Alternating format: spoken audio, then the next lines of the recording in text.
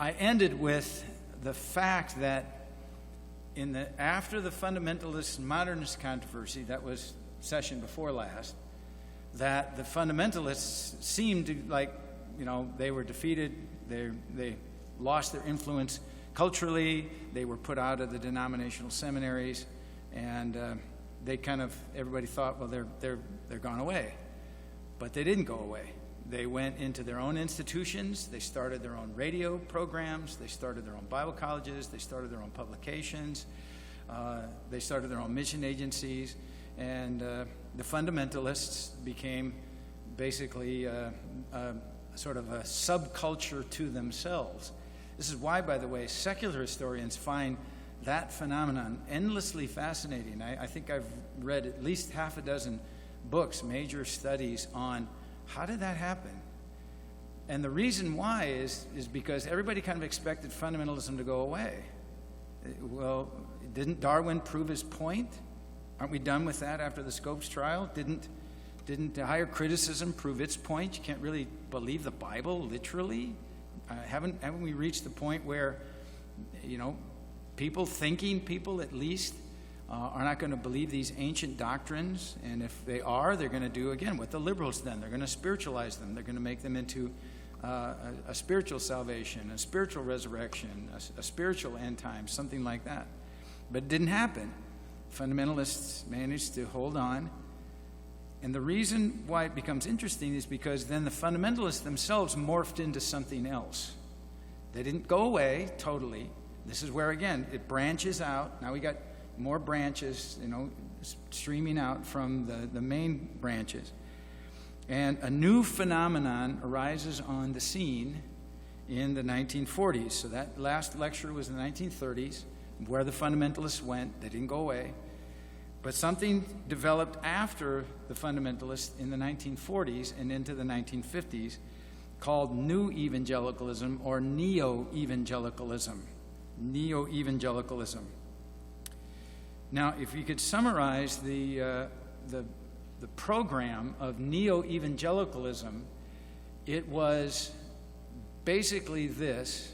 These fellows that are the Neo-Evangelicals are the heirs to the fundamentalists, sometimes very directly the heirs, but often they had either grown up in fundamentalist churches and wanted to see a change, or they had come into a conservative evangelicalism, like Westminster or Dallas or places like that, and they wanted to gain back something that had been lost.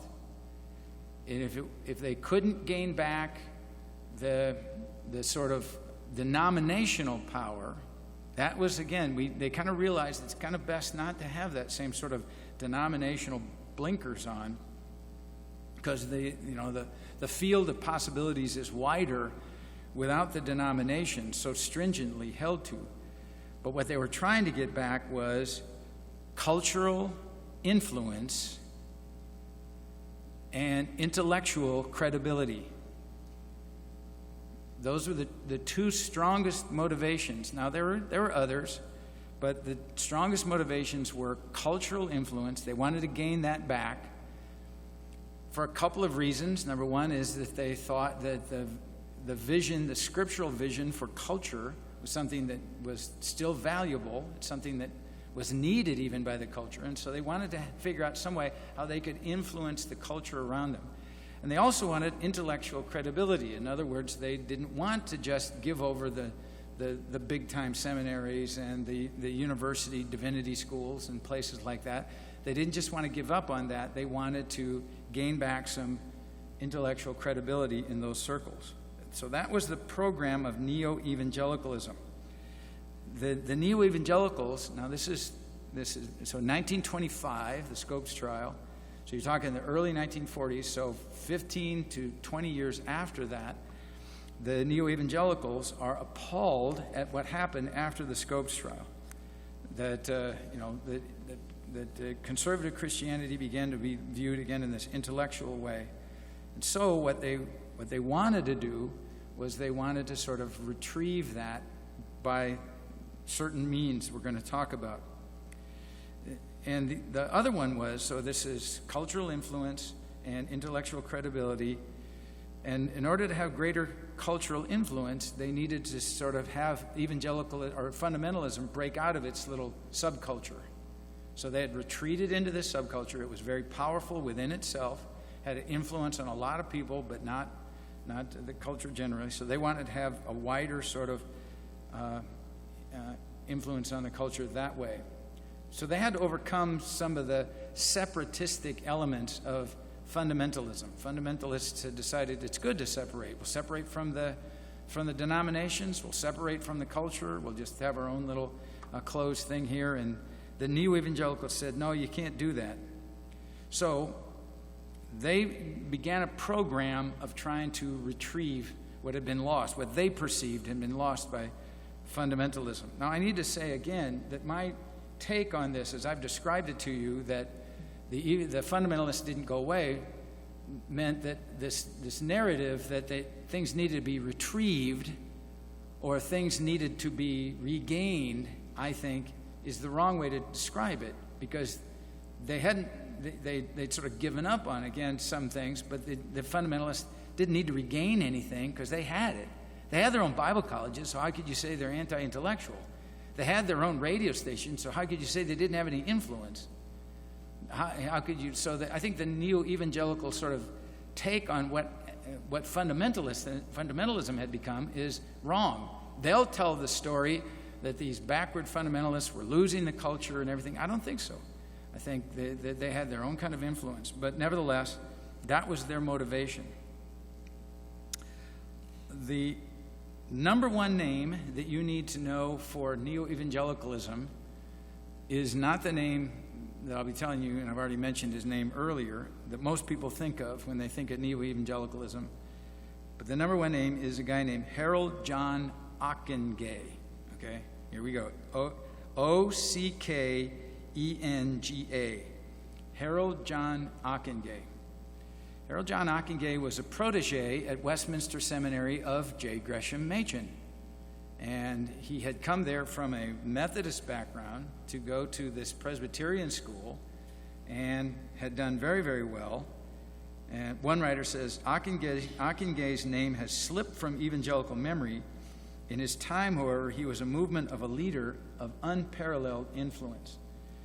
So if you've heard some other names and the institutions that we're going to be talking about, understand that virtually behind all of them was Harold John Ockenga. He was a pastor in Boston after he had a short pastorate in Pennsylvania, and he wanted to have he had personal ambition of intellectual credibility, and so he had gone to the University of Pennsylvania and earned a PhD in something quite other than theology or Bible or anything like that. He just wanted to get a PhD. He wanted to have an earned doctor's degree, and so he did that. And he was pastoring this church. But he recognized that the evangelicals that he knew that didn't want to be fundamentalist, and that's another definition of neo-evangelical, are conservative Christians who don't want to be identified as a fundamentalist. So he wanted to do something more than that. So he created the idea of Neo-Evangelicals. He started by creating a group of evangelical pastors that, again, had these aims within New England of having more cultural influence and intellectual credibility. And then that expanded throughout the 40s in a variety of different ways through a variety of means. So here's a list of the institutions that were associated with the Neo-Evangelicals. The first is the National Association of Evangelicals, or the NEA. The NEA had its first preliminary meeting in Chicago in 1941 at the Moody Bible Institute, of all places. I should have said when we were talking about fundamentalism, I told you that Los Angeles and Chicago were like the two hubs of where fundamentalism was. And, of course, Biola in Los Angeles and Moody Bible Institute in Chicago were the more centralized locations of that. And through the years, both of those schools sort of were eclipsed by the other seminaries and other schools that I mentioned. But until virtually the time I started teaching at Moody, the Moody Bible Institute was still held in very high esteem by just about everybody. They knew that was a place. In fact, Moody Press's tagline was "the name you can trust." So I always use that in class. Whenever I quote from a Moody book, I would tell my students, this is published by Moody Press, a name you can trust. But then I would use, well, this other book is published by Baker Book, a name's okay. This book was published by Zondervan, a name you got to watch out for, that sort of thing. But nevertheless, they started the National Association of Evangelicals there at Moody, 1941. And it was Harold John Ockenga that gave the vision for what Neo-Evangelicalism was going to become. And he outlined a number of very ambitious sorts of things that he thought needed to happen, and indeed did happen. The first was they needed a national publication. We saw, again, that the King's Business from Biola went national, Moody Monthly went national, Sunday School Times went national. But Ockenga wasn't really satisfied with that. Those didn't really engage, again, with the culture, and they didn't engage at an intellectual level with the movers and shakers and thinkers in the culture. So he wanted to start a publication that would actually do more than that. It took a few years after that vision was cast, but in the 50s, 1956, Christianity Today was started, and Christianity Today became the go-to magazine for Neo-Evangelicals. It was originally edited by Carl F.H. Henry, who was another one of the well-known names in Neo-Evangelicalism. Carl Henry had written, a decade earlier, had written a book called The Uneasy Conscience of Modern Fundamentalism, in which he described the fact that, sure, we're great about conversionism, but we backed away from social involvement. We backed away from the social gospel sorts of things. By the way, footnote here, that's not true either, because the fundamentalists had things like the street ministries. So there was actually a radio show called Unshackled. The stories about the Pacific Garden Mission in Chicago and people's lives being turned around. So that it wasn't true that we didn't have a social conscience. It's just that we didn't have the social conscience that the culture around us told us we ought to have. We were out there, we had a social conscience of trying to, win souls and save lives and change lives, but not to sort of change culture and society. But that was what Carl Henry tried to do with this book, and that's one of the themes that Christianity Today picked up very early, that they were going to engage on that. They were also going to engage with modern trends in theology. In Europe, the liberal theology had come to an end, the liberal theology I described earlier. I mean, that was like a dead horse, and people decided to stop, that we better get off because this horse is not going anywhere anymore.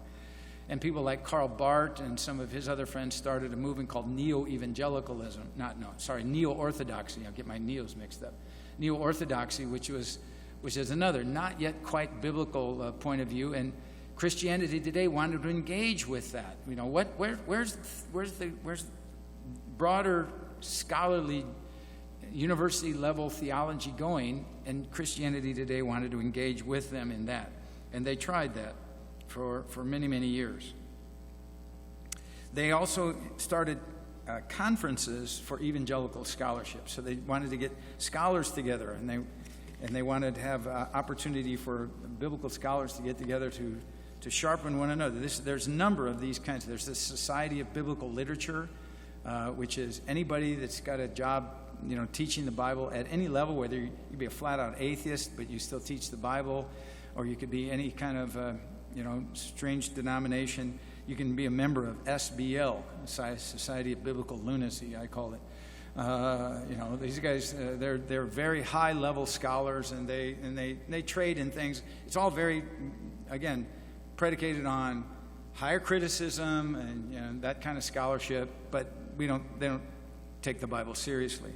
Some of our guys, go to that. I know men that have gone to that for years, and they try to write papers that talk in terms of a conservative view of the Bible, but still write on a scholarly level that might be credible to them. But it never really is. But nevertheless, they wanted to have an alternative to that sort of meeting, and so they made several attempts at this. But again, by the late 40s, they had actually started something called the Evangelical Theological Society, ETS. And the Evangelical Theological Society was a place where, again, evangelical scholars could come together, and this wasn't like Bible conference where everybody just listens to somebody preach. This is where, and I participated in over the years at ETS meetings numerous times, more than I really care to remember, and I characterized it as we scholars get together, we write papers that only we can understand and read them to one another and congratulate ourselves on how smart we are. But I still do it now and then when my boss tells me that I really should make another contribution and say, okay, I'll do it, but my heart isn't in it. But I'd much rather come to a conference like this, and I'd much rather attend a conference like Shepherd's Conference or something like that. But nevertheless, ETS got started. Their journal was JETS, the Journal of the Evangelical Theological Society, in which they basically do the same thing.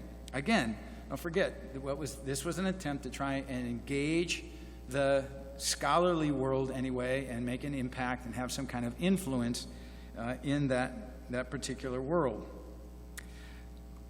A couple of other endeavors that way. World Vision, which was started a little bit later on. World Vision was started in order to have sort of the missions emphasis on that. So World Vision was a social sort of organization. We're going to address social ills from, again, a Christian perspective. And World Vision has done a number of good things. I've actually spoken at a couple of World Vision-sponsored conferences and things of that nature. Very quickly, I was invited one time to speak at a World Vision-sponsored meeting between the Palestinian mayors, 5 Palestinian mayors representing the Palestinian Authority, and I was representing dispensationalism. Remember, I defined dispensationalism as I believe in a future for national Israel. Can you imagine? I'm speaking to the Muslim mayor of Bethlehem, telling them why I believe Jesus is the Messiah going to come back. And you think you got a problem with national Israel now? Wait till Jesus arrives. Okay, that was in fact the head of World Vision was there. And he said, "You are a very brave man for being here and speaking this way." In fact, the plenary speaker at that particular conference was a guy who was an official at the World Bank, but who had been the number 2 man after Yasser Arafat in the Palestinian Authority. And he was the guy that was giving the plenary address, and I was giving another address on why I believe the children of Abraham, Israel, are going to inherit the land. By the way, they had question and answer too. They had like 2 microphones set up. So I spoke to an audience that was probably 3 times this size. And after I'd given my talk, it was open up for questions, and all the seats emptied and lined up behind the two. The first guy said, "I can't believe what I'm hearing. I can't believe they invited you. I can't understand why this stuff is. That's hateful. You're wrong." And finally, after about 5 minutes, somebody said, "Do you have a question at all?" And the guy said, "No, I'm just too aggravated," and he left. And that was how it started, and then it got worse. So, I had a good time. I just kept quoting the Bible and everything. But nevertheless, that's to have that kind of influence. The Luzan initiative. So this is many years later, but in 1974, the Luzan Conferences started in Lausanne, Switzerland, and the Luzan Evangelistic sort of the world evangelism sort of arm of Neo-Evangelicalism was kicked off, not just by Billy Graham, but also John Stott. So it was an international effort, and they don't have those conferences all the time. They just had another one not too long ago, Southern Africa, I guess now a few years ago. But nevertheless, these are all, if you've been following, these are all alternatives to what the fundamentalists were doing, but on a bigger stage, on a national stage, on a stage that the culture would recognize, on a stage that even the world would recognize, that these are all initiatives to do the things that, again, that the fundamentalists were doing, but not doing it in the way the Neo-Evangelicals really liked. And the Neo-Evangelicals, in order to facilitate these things, and I'm going to save the crown jewel for Neo-Evangelicalism for the last of this list, but to facilitate this, they decided we needed to get secular credentials. So getting degrees from the Bible colleges or the evangelical seminaries was not cutting it. And so they started, this was after World War II, places, again, of all places, like Harvard and Yale and Princeton. Remember what we were just saying about those schools. The evangelicals decided, well, we need to go back there and to get degrees from those schools and show them that we can still do that kind of scholarship at their level. And so they did. And there were people like, again, Carl Henry and Kenneth Conser, who was the president chancellor of Trinity Evangelical Divinity School. Kenneth Conser was one of my professors when I was there working on my doctorate, and he had Trinity was an evangelical free school that had been there a nice, sweet little seminary in the northern suburbs of Chicago for a long time, until they finally decided we need to put evangelicalism on the map. So they invited Kenneth Conser, and it did. It became a powerhouse of evangelical scholarship. And when I was there, it was listed as one of the top 10. In fact, it was the 6th most prominent seminary in the world. And, I didn't go there because of that. I did that because it was closer than going clear down to Dallas. So, but nevertheless, that was the point. But they didn't want it. These guys went to, it was Carl Henry and Conser, and E.J. Carnell is another name of a fellow that did that. And they wanted to go to places like that. And then they went to places like Edinburgh in Scotland, or they went to places like Oxford in England. And why? It was because if you're graduating from a little evangelical seminary, then your scholarship isn't as accepted as if you can go to one of these big name schools and get a PhD from there and be accepted at that level of scholarship. In fact, there were so many evangelicals going to Yale Divinity School, Yale and Harvard. They started calling them the New England Evangelicals, the Cambridge Evangelicals, New England Evangelicals. It was something that they really wanted, and they succeeded in doing. Well, the second big name among Neo-Evangelicals is one that I've already mentioned, and it's Billy Graham. And Billy Graham didn't start out as one of these Neo-Evangelicals.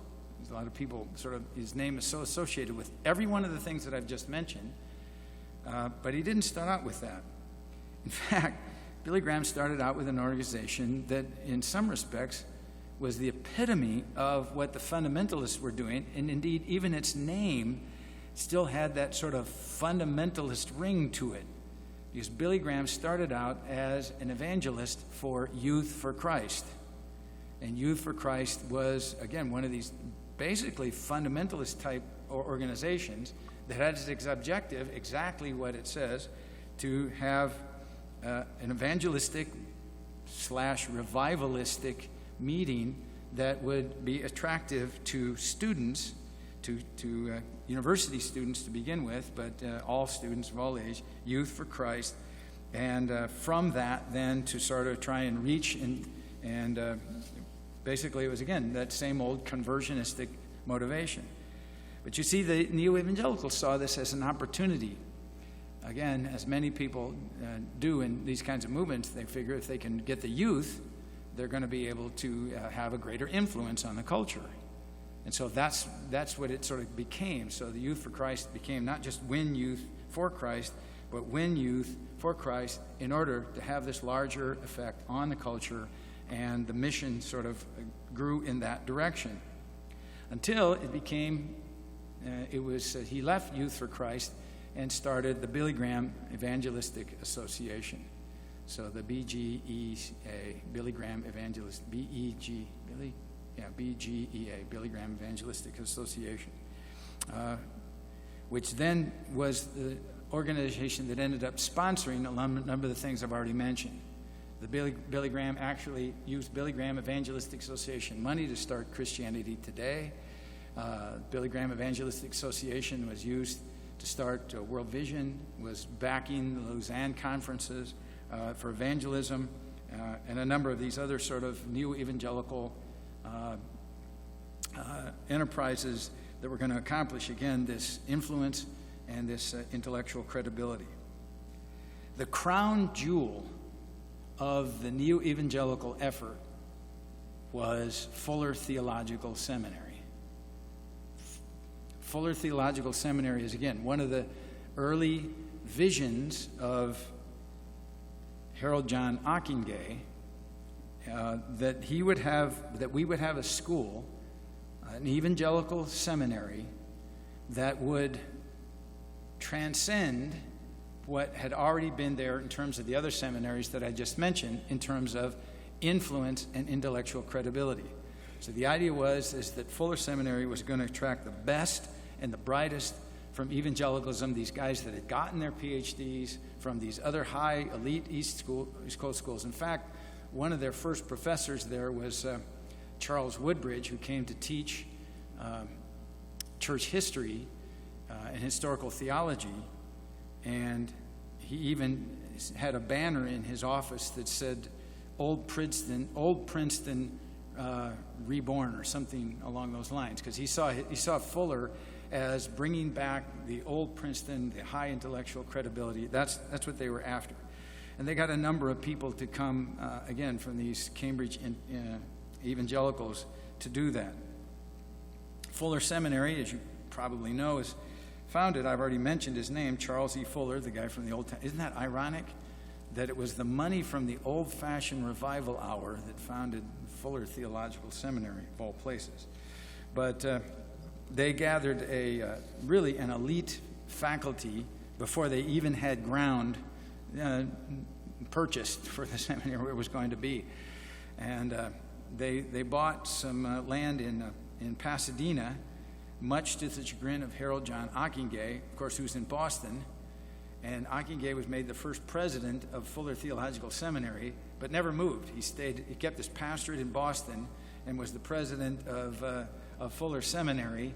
And this was the day, by the way, before they had transcontinental jets. And so he traveled back and forth on a train. It was a 3-day trip every time he went back and forth between the two places. But nevertheless, he saw that as a really important development for Neo-Evangelicalism. Just some of the names, again, I've already mentioned Carl Henry was there, a fellow named Everett Harrison, who is one of the premier New Testament scholars, a Moody Bible Institute prof named Wilbur Smith was invited to come and teach there. The irony about Wilbur Smith is he never even had a high school diploma. He had managed to work his way up within evangelicalism, didn't have high school, didn't have college, didn't have PhD, didn't have anything, but he had become so prominent in fundamentalist intellectual circles that they brought him on. And Charles Woodbridge, I've already mentioned, George Eldon Ladd, again, another author to teach New Testament, and I've already mentioned Edward John Carnell, or E.J. Carnell. Carnell is an important figure because he became the second president of Fuller Seminary after Ockenga. And if Ockenga's vision for Neo-Evangelicalism was to gain prestige and influence, Ockenga's ambition was not just prestige, but elite status among the prestige. That's what Ockenga wanted. And he didn't just want influence, he wanted basically domination. He thought evangelicals should basically start to have an influence on culture that was higher than almost any other, both culturally and academically. He kind of had delusions of grandeur a little bit. I mean, it was kind of beyond that. Well, if any of you know the story of Fuller's Theological Seminary, it was a precipitous rise and an even more precipitous fall. Because after these guys, these elite evangelicals got together, they started having some other faculty. In fact, the son of Charles E. Fuller, Daniel Fuller, went to Europe, studied with Karl Barth and the Neo-Orthodox people, and came back and had left not only fundamentalism, but evangelicalism as well. And he brought back with him the notion that the Bible, this is going to sound familiar, is full of errors, that it doesn't really give us the literal truth, that we can't teach that it's inerrant, and that Christianity is really all about a faith that teaches us higher moral values and makes us feel closer to God. Does that sound at all familiar? It's exactly what fundamentalism had started out fighting against. And it's just surprising how fast that took. The lid was blown off of what was going on at Fuller by a sensational book, some of you might remember it, again in the 1970s, by one of the professors there, Harold Lindsell. He wrote a book called The Battle for the Bible. And The Battle for the Bible, I remember I was in seminary when that book came out, at Grace Seminary, and the book came out, and it was like, you mean that there are people that claim to be evangelical but do not believe in the inerrancy. Now remember I told you that Dallas Theological Seminary had early on said that's the next thing. The next thing's going to be a denial among evangelicals of inerrancy, and that's exactly what happened. Very, again, demonstrably at Fuller Seminary. David Hubbard became the third president. I think the third, maybe, I'm not sure if there's another one, but he became president. David Hubbard was there for quite a number of years. E.J. Carnell died in mysterious circumstances, but nevertheless, they continued on with that enterprise of seeking to be influential. Well, let me summarize what happens with Neo-Evangelicalism.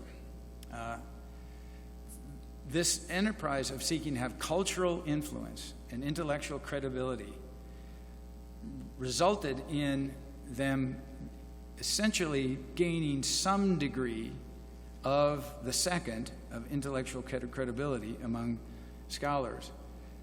And they did have cultural influence, only it wasn't their influence on the culture, it was the influence of the culture on them, which it's almost like a tale told many times that when we as Christians think we're going to sort of play on the culture's turf, we're going to play their game and do it better than them. We're going to play their game on their turf and win the game.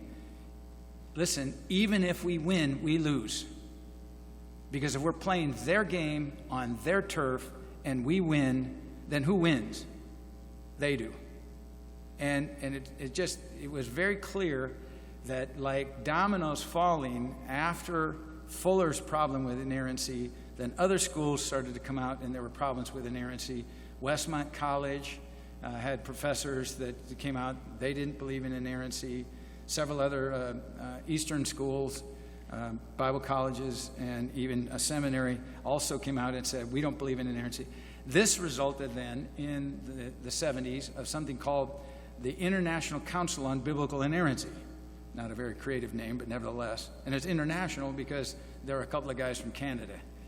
So, okay, just throwing some people in there. Maybe one or two people from the UK as well. And they had a 10-year project when they came down at the end of that with a statement. It's called the Chicago Statement on Biblical Inerrancy, because whenever you think of orthodoxy and honesty, you think of Chicago, right? So, but no, that's where it happened to be written. But this statement on biblical inerrancy was the statement that this has got to be. So finally, again, the more conservatives, not fundamentalists anymore, but the more conservatives said, this is it. We're going to draw another line. Here it is again. And if you cross this line, then you're not in our camp. This is the line that we must hold in order to keep the Orthodox biblical faith. And it's been going on since. I mean, the point is that we still have to draw those kinds of lines. All right. I still have some time here, but I'm going to morph into something that's briefer because it is where the weird fruit's going to show up, and I'm going to mention some of those kind of things. But it's a good place to take a pause. So if we do have a couple questions on that, I'd entertain a couple questions on Neo-Evangelicalism. There's always a lot more to say. Could you please clarify for me the difference between fundamentalism and conservatism? Fundamentalism was a movement that had, like I say, a number of different elements to it. One of which was, and thank you for asking, because I didn't make this clear. The fundamentalists were conservative, but also militant. So the conservatives that were militant in terms of their separatism, militant in terms of not sort of standing for the faith, but militant in terms of being opposed to other people. So when I was talking about, they sort of, it's okay to say what you're for, but when you start telling about what you're opposed to, that's the militant form of conservatism, and that becomes fundamentalism. A fundamentalist creed is I don't smoke and I don't chew and I don't go with girls who do. Okay, that's the do's and don'ts. The sort of legalistic mentality. We're identified. We don't go to movies except the Disney movie, maybe. We don't play cards except we play rook cards. How many of you remember rook? Okay, anybody remember that? You cannot play with pictured cards because that's the devil's cards, but you can play rook. But of course, you're playing rook, you're just playing euchre. Okay, that's what the game is. So it's done with cards with birds on them instead of the queen, and other things like that. So they became militant. So that's the Bob Jones. That's going to be some of the Southern influence. I mean, and the history of fundamentalism gets really interesting. We can't get into detail, but John Roach Stratton in New York City went around in a truck, and telling everybody they're going to go to hell, which is really winsome, right? Okay, you just get a truck with a big loudspeaker and drive through the streets of New York, say you're all going to hell. So and that's good. And another one of the fundamentalist preachers shot a guy in his office down in Dallas that disagreed with him. It's a good way to sort of make sure that your elders are all in line with you, but hard to get new ones when that happens. But nevertheless, yeah, so the militant aspect. So conservatives are the ones that still hold what we teach as truth, but we don't try to identify ourselves by what we're not. So I would say that I'm a conservative evangelical, but and again, the fundamentalists can be even bitter and resentful in the early stages because of what they lost. They lost the denominations, they lost the culture. Well, that was before my time, so I'm not bitter. And good question. I appreciated that because it helped me clarify something that I thought I needed to. Anything else? Other things? Over here.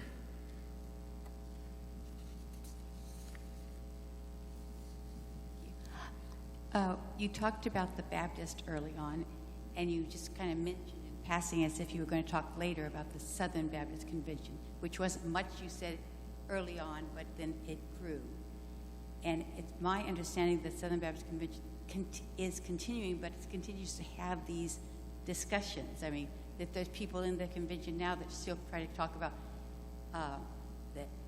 the Bible has errors, whereas I think the base of the convention says it's inerrant and etc. Well, the Southern Baptists did go through some of those divisions, but later.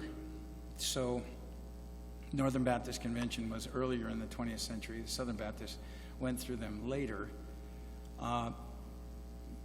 35 years ago, Al Mohler, so many of you have heard his name and hear some of his broadcast.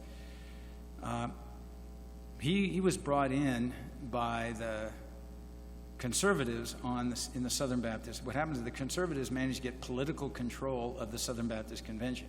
The Southern Baptist Convention board then was able to appoint,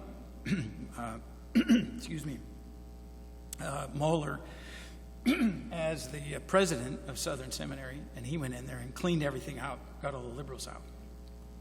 Excuse me. They had women preachers, women professors, and excuse me. He tells a story of a time when he gave his first address, his convocation address, and said, "This is the way we're going now. We're going to go conservative." And one of the teachers came into his office, one of the professors had been there for many years, and said, "You're not going to do this. I'm going to stop you. I'm going to fight you. You're not going to do this." And Al Mohler, 33 years old at the time, get this, looks at this tenured professor, really, and says, "You're fired." And the guy says, "You can't do that." And he says, "You're fired."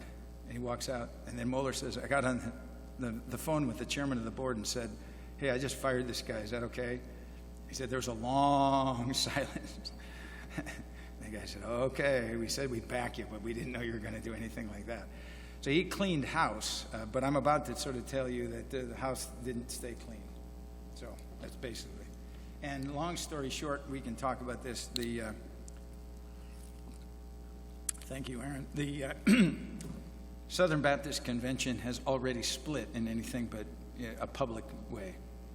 You know, it's already very, very divided, and it's just a matter of time that becomes sort of publicly known. But I've got friends who are Southern Baptist, colleagues who actually teach at Southern Seminary, and this is, you know, it's a split that's happened in anything but public recognition. It's sad. It's sad. Wokeness. I'm going to talk about that. Yeah. All right. Well, let me talk about now there's the point where I moved into this strange fruit, and there's a number of things that I'm just going to hit really super bullet point here. So if I don't give any details or too many names, you'll understand that I've got a lot of history to finish up here. One of the things that happened after this Neo-Evangelicalism sort of showed the divide between fundamentalism. Fundamentalists demonstrated they hadn't gone away again, that all the Neo-Evangelicals were there, and they now had sort of some of the voice of the evangelical movement as a whole. The fundamentalists kept doing their thing with the kinds of things that they were doing. They didn't have shows like old-fashioned revival hour anymore like that. They just had shows like the Bible Hour by James Montgomery Boyce, and he just taught the Bible, and Grace to You, and they had a pastor that just got on there and taught the Bible, and a number of other people who just, David Jeremiah and others, who just got on the radio and taught the Bible without clever names. I guess semi-clever, but that was it. So, but they didn't call themselves fundamentalists anymore, but they did identify themselves not by what they didn't believe. Now they got behind what I was just mentioning, the Chicago Statement on Biblical Inerrancy. And that became sort of, look, this is the benchmark now. So the conservatives were on the side of inerrancy, and the Neo-Evangelicals, the left-wing evangelicals, they kind of moved in the other direction. There's a sense in which the Neo-Evangelicals just kind of stopped their program after Fuller sort of had its problems and said, we need to stop pushing this because we can see where this is going. So they kind of reached an equilibrium. They're not liberal, they're not conservative, they're just kind of staying at this one level. But what happened among, fundamentalists, they started having, again, other things started coming in and challenging them kind of in a good way, but in a bad way. In a good way, and then it always makes you think and always makes you stir your doctrine. But what kinds of strange fruit started to develop? Well, let me just talk about, first of all, from the 1970s until today, you'll probably recognize this, evangelicalism is just a fad-driven phenomenon in many ways. What do I mean by fad-driven? We're driven by fads. I mean, and you know what fads are.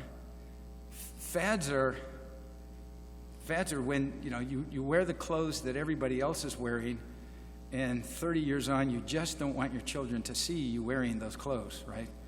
I mean, somewhere along the line, one of my students dug up a picture of me with my hair down to my collar, wearing a pair of bell-bottom pants that were red, white, and blue striped, which is absolutely anti what Dr. Zuber would actually be, and pasted that all over Moody. It was terribly embarrassing because, that was a fad. I tell you another fad that's going on today, and that's wearing black or blue slacks with brown shoes. I guarantee someday somebody's going to look at all those pictures of these guys walking around with brown shoes and black pants and going, that looks terrible. GQ in the 1960s said that's one of the worst fashion faux pas you could possibly do. Now everybody's doing it. I even said that to John MacArthur. So, look, you got brown shoes. The only person that agrees with me that is Steve Lawson. He and I are the only guys that are sort of holding on to traditional fashion. Those are fads. What fads am I talking about? Anybody remember Promise Keepers? Okay, and that's another one of those. So you get bumper stickers that says, I love my wife, and you leave her for 3 days to go enter a football stadium where there are a bunch of other guys saying we all love our wives, and their wives are like, taking care of the kids by themselves hundreds of miles away. Okay, how does that work? Prayer of Jabez. How many of you remember the prayer of Jabez? Remember when the prayer of Jabez went through? When prayer of Jabez went through, I racked my brain. Okay, I can write a 25-page book and make a bunch of money on this. Try to figure out what's going to be the next fad. If I can get on this wave, never got it figured out. But then it wasn't just the prayer of Jabez, wasn't it? It's like there were like hundreds of small little books that everybody came out with, and people bought them, overpriced little things. Do you even have one anymore? You know where that's at? How about WWJD? What would Jesus do? Not wear one of those silly bracelets, I guarantee you. It's not something that he would do. Again, don't want to step on toes, but here's another fad, 40 days of purpose. So that became 40 days of this, 40 days of that, which that was Saddle Creek, Willowback, Saddle Creek. Which one of those? Anyway, the point is that guy, then he came out with a book on the Daniel diet, and Daniel, he eats vegetables and drinks water. It's like, no, that's not what that's about. I'm sorry. The biggest fad of all time, evangelicalism, hands down, no question about it. The biggest fad ever was the Left Behind series, right? I mean, I did some work for Jerry Jenkins because Jerry Jenkins started his ministry by being a ghostwriter for Moody Press. So if some athlete wanted to write his testimony, they'd get Jerry Jenkins to write it for him, and then they put that guy's name on it. So he was a ghostwriter. It's funny because in the later years, I was Jerry Jenkins' ghostwriter. People would call him up, they'd ask for a response to somebody that had critiqued his work, and so I would write it and send it in. And if you ever saw Jerry Jenkins on the History Channel doing one of those, anybody see those kind of things? And he's responding to biblical questions about that kind of stuff. That's me. Okay, he'd send me History Channel's questions. I write the answers, send them to him. He'd get on camera and deliver them. So one of them that I wrote was, he had me write it, and I sent it back to him. He said, nobody would believe I wrote this. Okay, it's way too scholarly. So he said, I'll put your name on it and for Jerry Jenkins. So that's how that went down. He made $77 million off of the Left Behind series. And that's... And everybody, and I remember when the first one came out, I had a pastor friend of mine says, you got to read this. And I said, yeah, it's fiction. He said, no, it answers so many questions. He said, do you realize that all the gold is going to fly off of our fingers and out of our teeth when we're raptured? I said, where'd you see that? On page 146? I said, no. That's the kind of stuff. These are the kind of fads. More serious kind of fads. The seeker-sensitive movement was a fad. That the way to win the world is to sort of give them what they want. By the way, that's just another version of what I was talking about in terms of playing on their turf. James Montgomery Boyce said, what you win them with is what you win them to. So, if you want to get people in your church by putting on a dog and pony show, that'll work. Until they get tired of seeing the doggy ride the pony, and they want to see the pony ride the doggy after a while. And he said, you need an extensive stable and a large kennel. I mean, the point is after a while, they're going to be one of the churches in Phoenix, the first Phoenix Assembly Church in Phoenix, a guy named Tommy Barnett, put on a fabulous Christian show. Remember Robert Schuller's Christmas show in the Crystal Cathedral? This one in Phoenix made that look like a high school production. The one in Phoenix, they had, angels flying through the room. A living Christmas tree that indeed was living. It was all people. You had to get tickets like months in advance to go see one of these productions. Live camels wearing diapers up and down the aisle. I mean, it was a production. Okay, and just about as effective as a Barnum and Bailey circus in that way. Seeker sensitivity, a fad came and went. I mean, again, we're playing on their turf. We're winning people with the world. But then you try to switch. And many, many churches would say, we did that. We got a large crowd, we got a bunch of people in, and then we tried to switch to a Bible teaching format after we had this large church, and we just emptied the place. We really, really did. Seeker sensitive. Or other sorts of fads like that. That was all strange fruit. And we've tried that. Another one of the strange fruits is the political gospel that we went through a while back, which I don't know that we've actually stopped doing that. I mentioned that earlier. But the political gospel. Guys, you remember the 1980s? You guys remember the 1980s? In this crowd, I can say that. You remember the 1980s? Whenever I do that in my class, you guys remember the 1980s? They go, no. I mean, or even worse, remember the 1960s?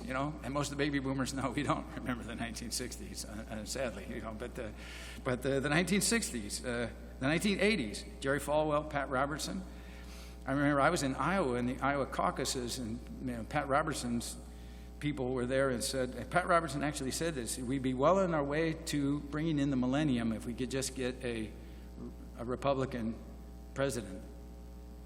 And I go, wow, that's the weirdest millennial view I've ever heard.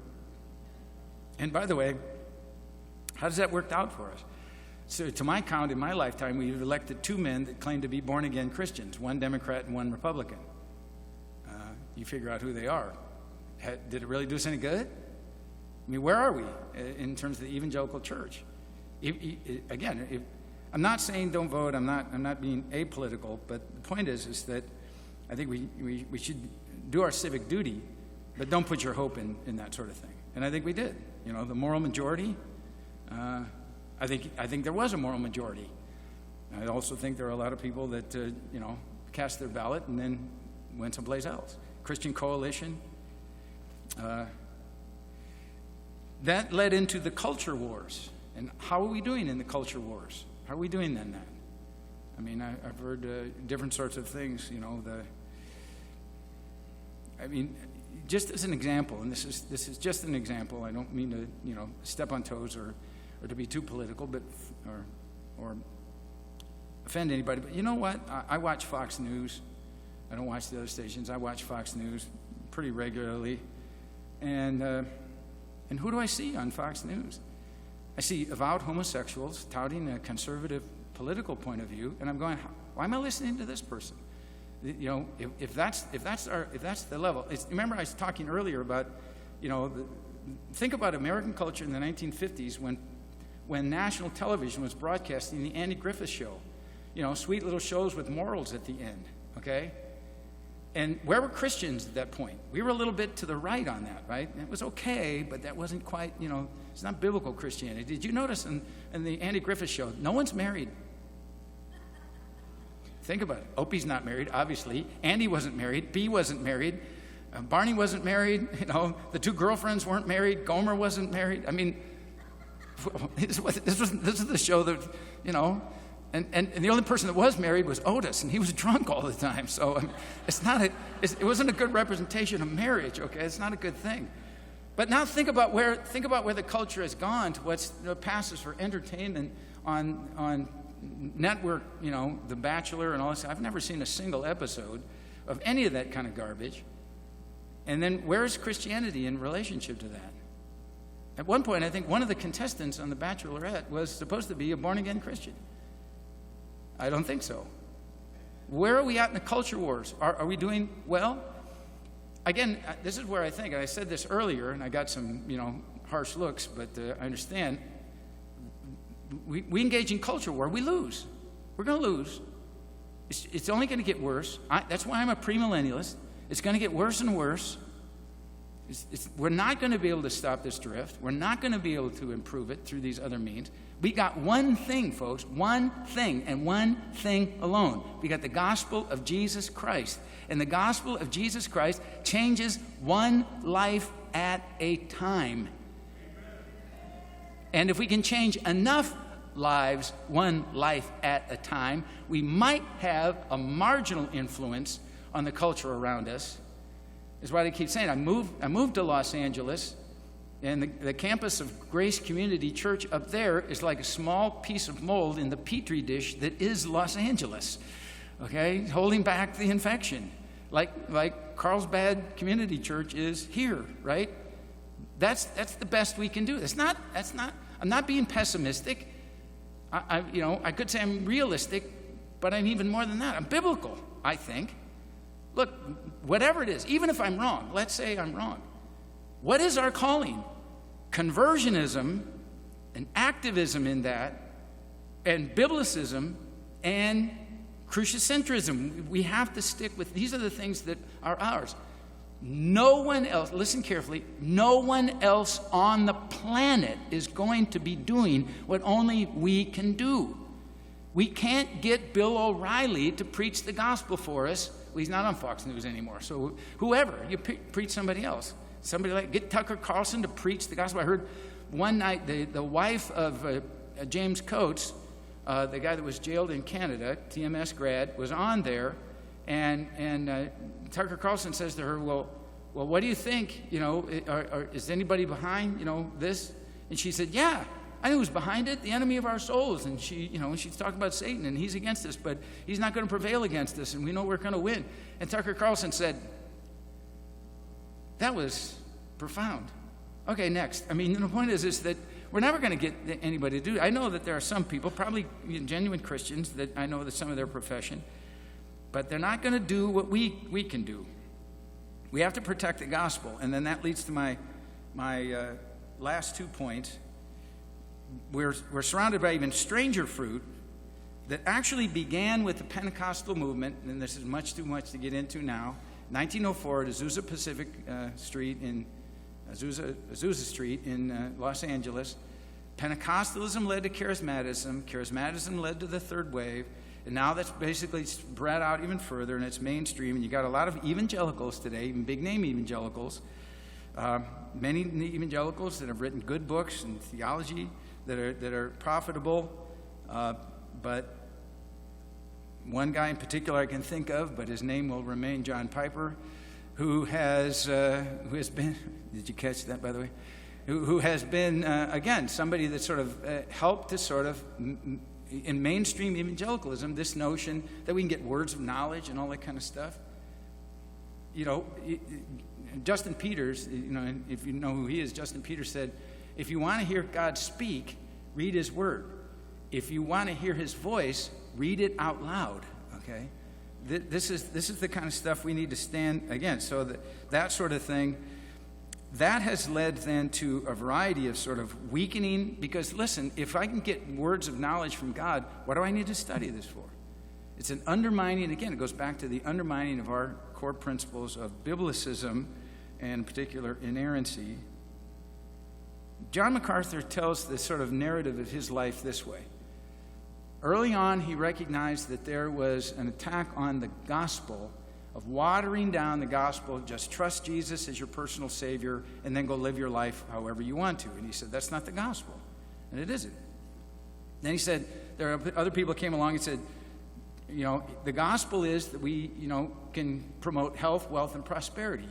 The prosperity gospel. Joel Osteen, whose book is Your Best Life Now, which is terrible if you stop and think about it, because if this is my best life now, then hell is the thing that's going to be next, because my best life is going to be heaven. The prosperity gospel will go. And so he's had to stand against that. Again, the charismatic movement that sort of misunderstands the point of the Christian faith, and he's had to stand against that. And he's had to stand what he thinks is the most challenging of the attacks on the gospel now is the woke gospel. And the woke gospel basically is, again, what we've seen before of taking, remember the social gospel was take the progressive movement as the model for how we're going to do the Christian faith. Now we've got the woke people that are taking a secular ideology, which is basically Marxist, which is a scare term, but I'm not using that as a scare term. That's a serious description of what the woke ideology is. It's just Marxism with different terms, and they're trying to say that's the gospel, and we have to stand for the true gospel. The true gospel is the death, burial, and resurrection of Jesus Christ, his death for sinners, his literal burial, his literal resurrection, and the fact that he's coming again. So what have I just described? Conversionism. We need to preach that back the way they did in the Great Awakening. Pressing conversions, but not manipulating them. The centrality of the Bible, particularly inerrancy, and preach Christ. Preach Christ. We got nothing else. Someone was asking me earlier in terms of when I have encounters with people, and I'm trying to sort of use the fruitful moment, or maybe even create the fruitful moment for evangelism, or so that I can share the gospel. What do I do? Francis Schaeffer one time said, if you knew that the world was going to end in 1 hour, and you had one unbeliever for 1 hour before the end of the world, he said, they asked him, how would that conversation go? And he said, I'd ask him questions for 55 minutes. I'd ask him questions for 55 minutes. And in the last 5 minutes, I'd preach the gospel to him. So our job is not to use the culture for our ends, affirm the culture for our ends, to manipulate the culture for our ends, use ideologies for our ends. Our job is to get people to realize they're lost and that Jesus Christ is the only answer to their lostness, and that they need to trust in the only gospel that saves, which is the gospel of Jesus Christ. I say again, no one else on this planet is going to do that, folks. There isn't anybody else preaching Christ but the Church of Jesus Christ. So why would you want to do anything else?